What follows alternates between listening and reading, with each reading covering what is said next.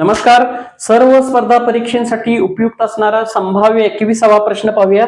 एका नदीमध्ये एका बोटीला प्रवाहाच्या दिशेने 30 किलोमीटर अंतर जाण्यासाठी 2 तास लागतात, पण प्रवाहाच्या विरुद्ध दिशेने 30 किलोमीटर अंतर जाण्यासाठी 3 तास लागतात.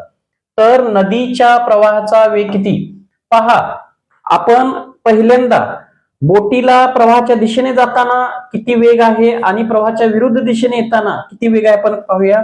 जाताना वेग बरोबर अंतर भागिले वेळ. अंतर 30 आहे आणि वेळ लागलाय 2 तास, म्हणजे 10 बेके बे बेवनचे 10 15 किलोमीटर पर तास. येताना वेग बघा, अंतर तेच आहे 30, वेळ लागलेला आहे 3 10 30. पण जाताना वेग म्हणजे बोट आणि प्रवाहाचा वेग यांच्या वेगांची बेरीज असते, आणि विरुद्ध दिशेने येताना वेग म्हणजे बोटीचा वेग आणि प्रवाहाचा वेग यांची वजाबाकी असते. याचा अर्थ ही बेरीज आहे आणि हा फरक आहे. दोघांच्या वेगातील बेरीज आहे आणि हा फरक आहे. आता प्रवाहाचा वेग विचारला.